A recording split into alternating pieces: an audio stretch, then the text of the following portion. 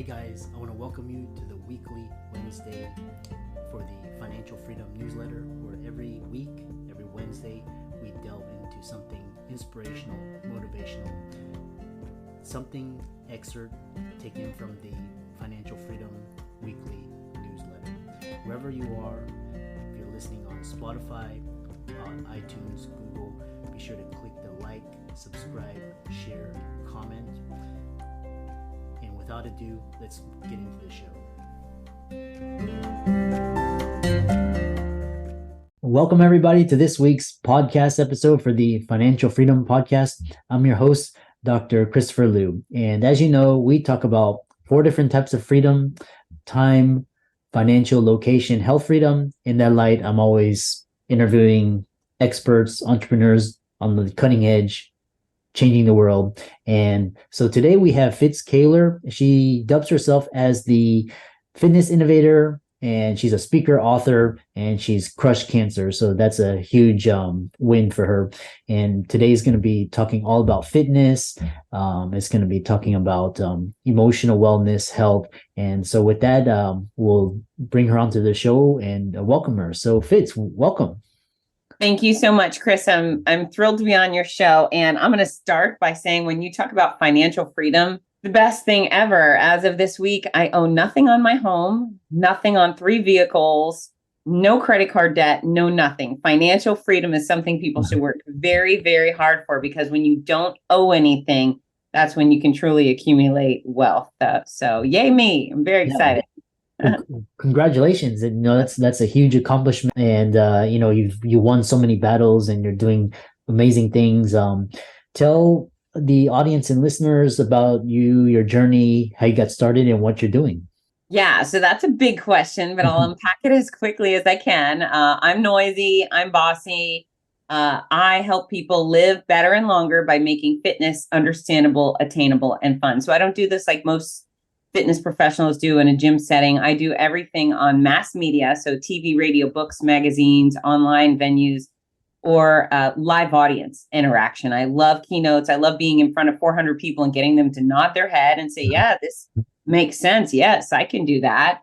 I also am a professional race announcer. So I host some of the largest, most iconic running events in the United States. So Los Angeles Marathon, Buffalo Marathon, Detroit Free Press Marathon, big, happy, energetic, healthy events. And I get to be the ringleader, which I love. And then, of course, I have multiple books, including the Cancer Comeback series. And I'm thrilled about that. Quickly, I'll reference, I did do breast cancer in 2019 and 2020, 15 months of chemotherapy with a whole heck of a lot of radiation and surgery intermixed with within those 15 months. And 15 months is a long time, a long time to have chemo. But it beat the heck out of me. I was brutalized by my treatment. I was sick. I was scrawny. I was weak. I was all of those things. But thanks to being a fitness expert, I knew exactly how to rebuild my body, get not only from the depths of despair, like in that deep hole, but I was able to dig my way out. And it was about that time where I was thinking, yay for me, because I know how to do this. I was experiencing tremendous sympathy for my peers, the other cancer patients and survivors who did not know how to rebuild their bodies. And it's very few of us get out of cancer without really being roughed up.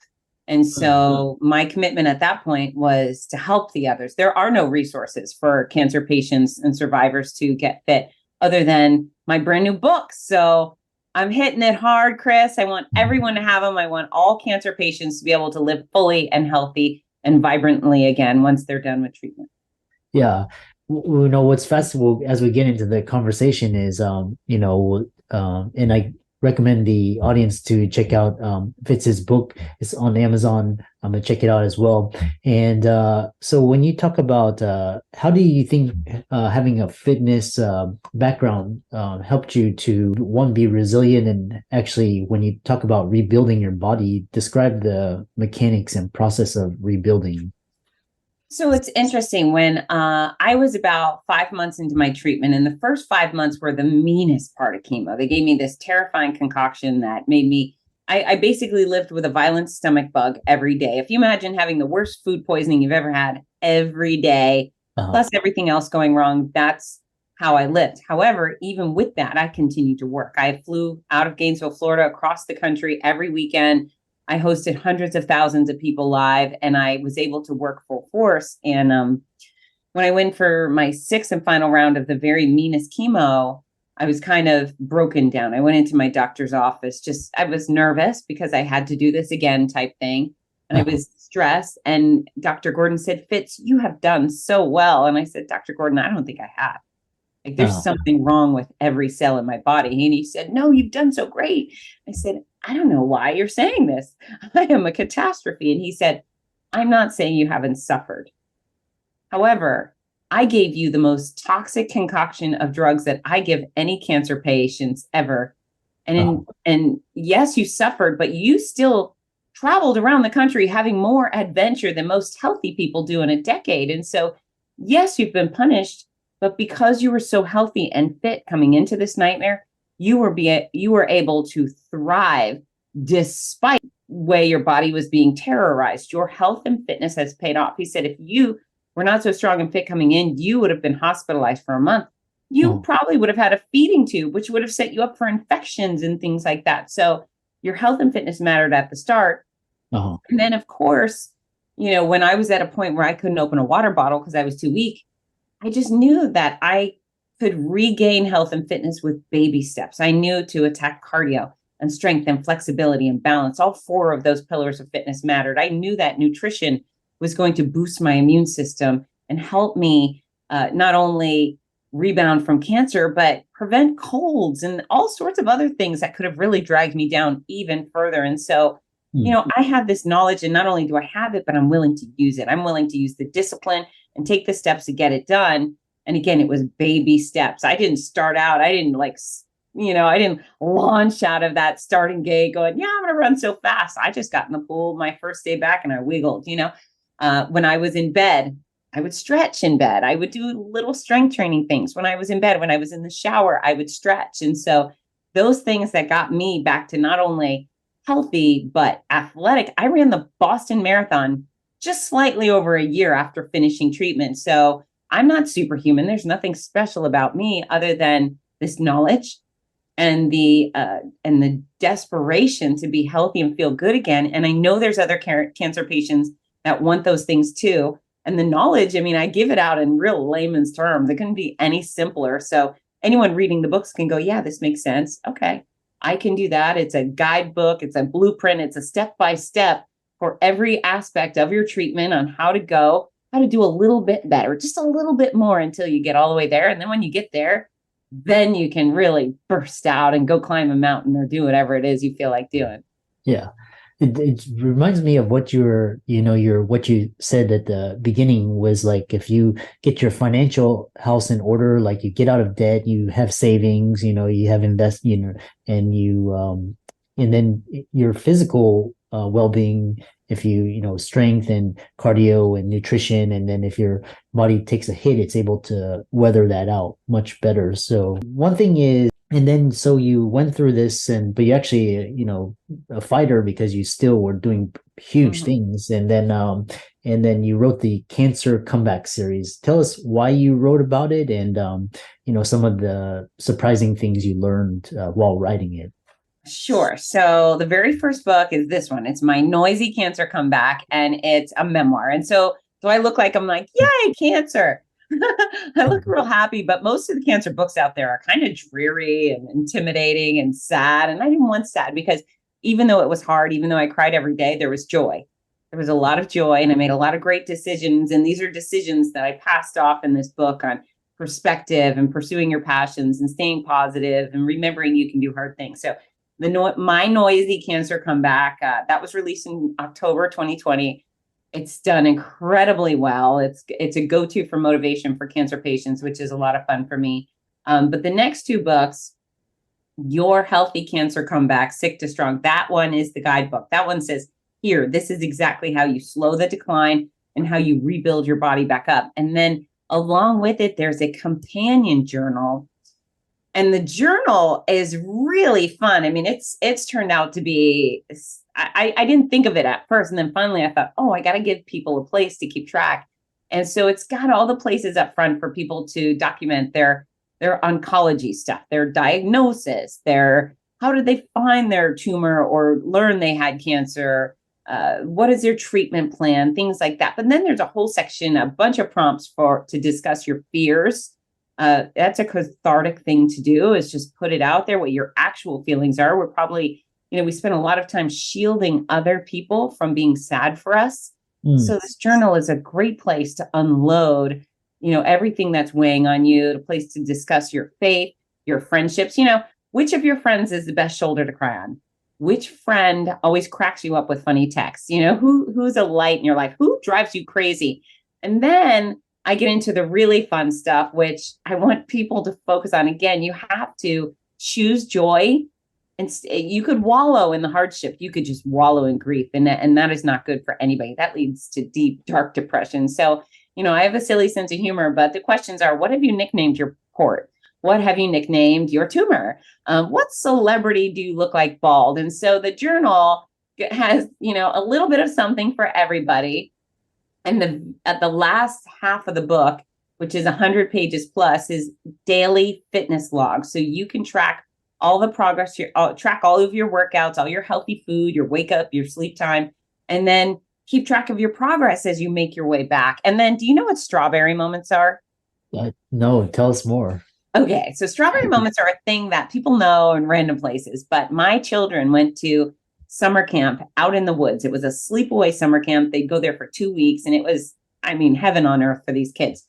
But at the end of every day, each cabin would gather their kids and they'd get in a circle, and each child would talk about their strawberry moments of the day. And strawberry moments were just the best things that happened, your favorite happy memories. And so if you're at summer camp, your strawberry moment might be winning a rowing competition, or, making a new friend or learning a new song. But with cancer, you have to look for your strawberry moments, and they are there. Even if it's your last dying day, something wonderful happened. And so, strawberry moments are part of that back of the book daily log, where you have to say, okay, the nurse was really sweet, and I got a great text from an old friend, and maybe I got good news, or I heard my favorite song, whatever it is.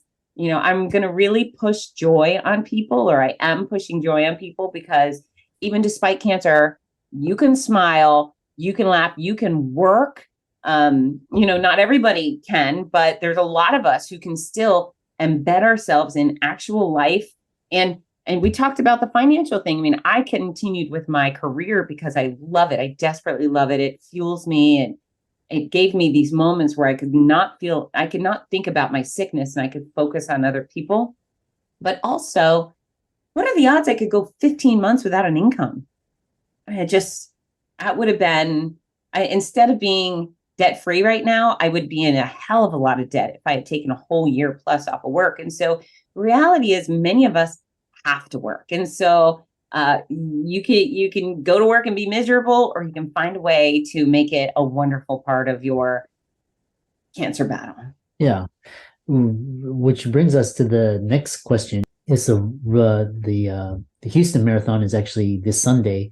Yeah. Chevron, and but you've done the bigger one, the biggest ones, Boston and LA, and tell us, that's your passion, and tell us more about what's it like, and what's the most exciting thing, and how you're helping. And I just love marathons, because it's like healthy, fit people, and it's just kind of joined together. Tell us more.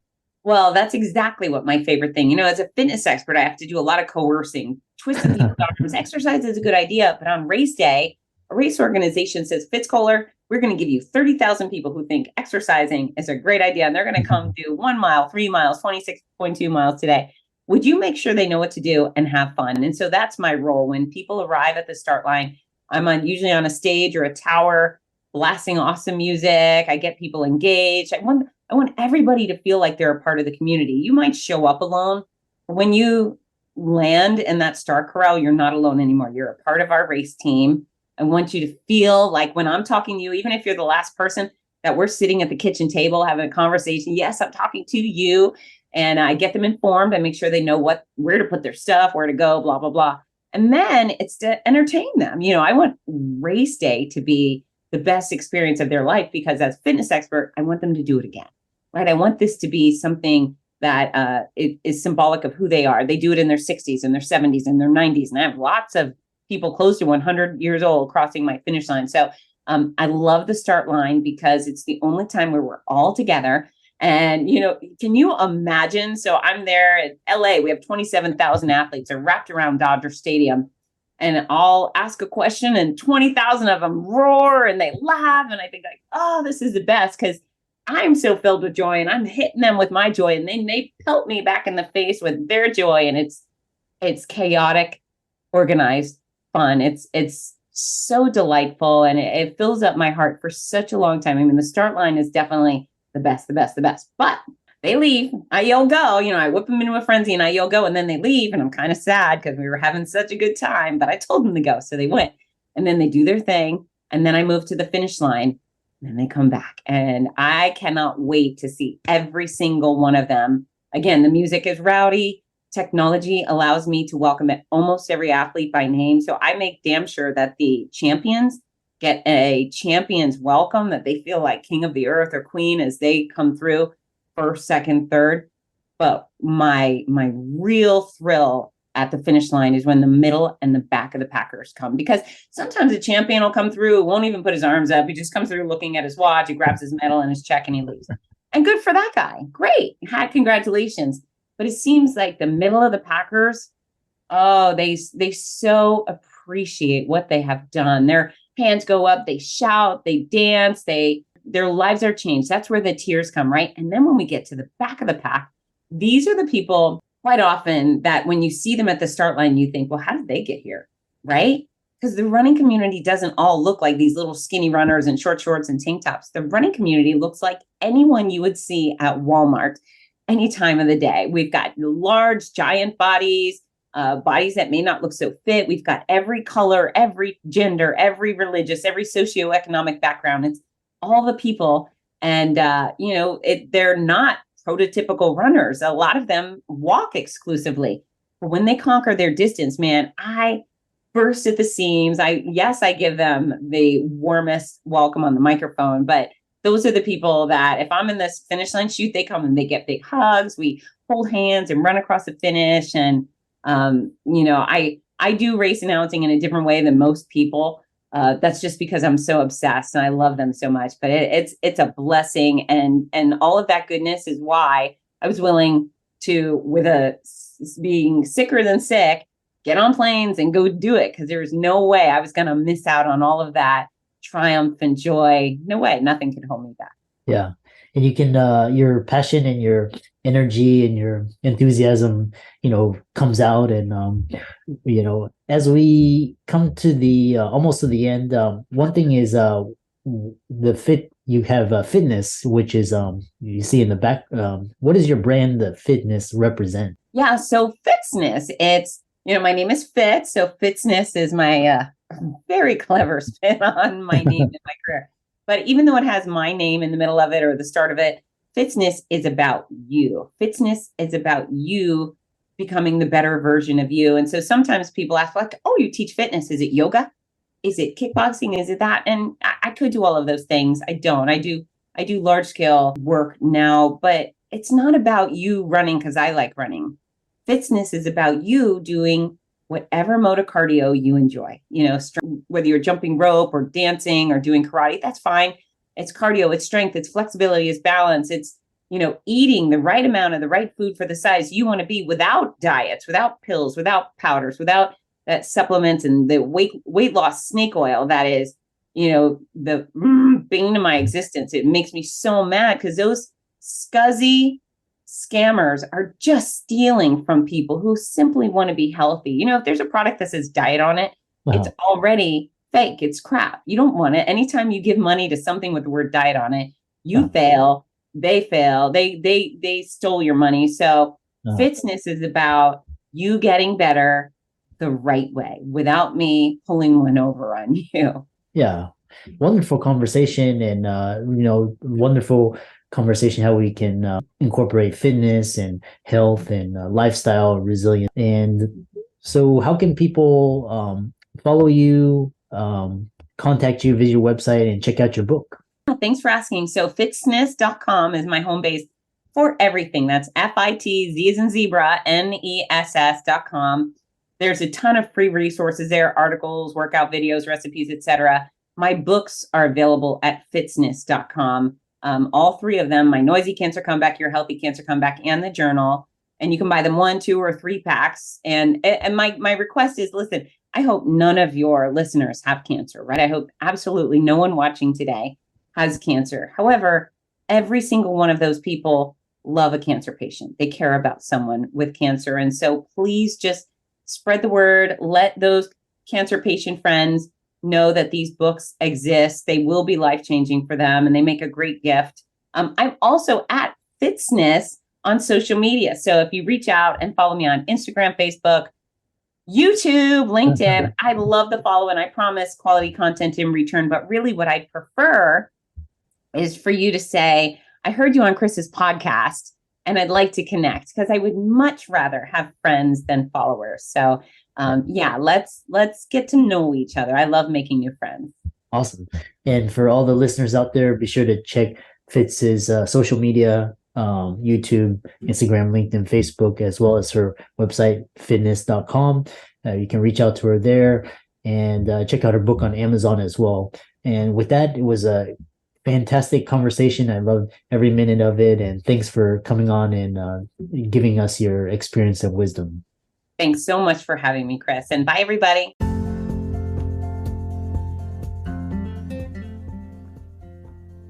I hope you really enjoyed that wonderful, inspirational, motivational piece. Again, wherever you are listening, if you liked it, be sure to like, comment, share, subscribe. We're on everywhere: Spotify, iTunes, Google, Amazon, Audible. And without much ado, be sure to thank this show's sponsors, and we'll see you next week.